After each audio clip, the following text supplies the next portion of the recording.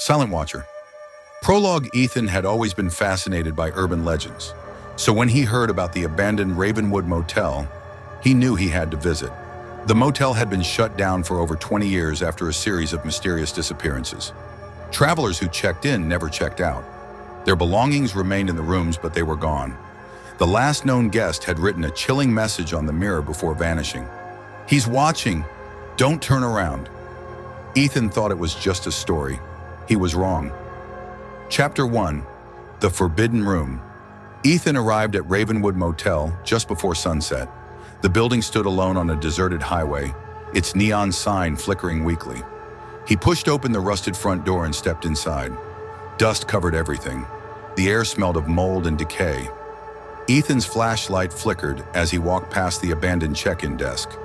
A few old keys still hung on the wall, covered in cobwebs. But one key was missing.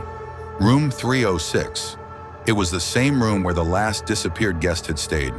A chill ran down his spine. Chapter 2. The First Warning. Ethan climbed the dusty stairs, his heart pounding. The corridor was silent, except for the occasional creak of the old wood beneath his feet. As he reached room 306, the door was slightly open. Inside, everything was exactly as the last guest had left it. The bed was neatly made. A suitcase sat beside the chair. A journal lay open on the desk. Ethan flipped through it. "He watches me from the mirror. I hear him whispering. The door won't open. I can't leave." Ethan smirked. "Nice try, urban legends." Then, the door slammed shut behind him. Chapter 3. The Shadow in the Mirror. Ethan jumped, spinning around. He grabbed the doorknob and twisted. Locked. His breath quickened.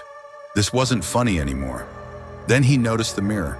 At first it looked normal, but as he stared longer, his reflection wasn't quite right. His mirrored self blinked slower than he did. Moved slightly out of sync. Then, it smiled. Ethan wasn't smiling. A whisper filled the air. "Don't turn around." But Ethan did, and he wasn't alone anymore. Chapter 4. The Silent Watcher. A tall, shadowy figure stood in the corner of the room. Its body was distorted, shifting like smoke. But its eyes, they were hollow, black voids. It whispered again. "You looked." The lights flickered. The walls began to melt. The bed, the suitcase, even the floor rippled like liquid. Ethan staggered back, his heart hammering. His reflection wasn't in the mirror anymore, but something else was. A long, pale hand reached out. Then, the world went dark. Chapter 5. Trapped Forever. Ethan woke up gasping. He was still in room 306, but everything had changed. The motel was brand new. The lights were bright. The air smelled fresh.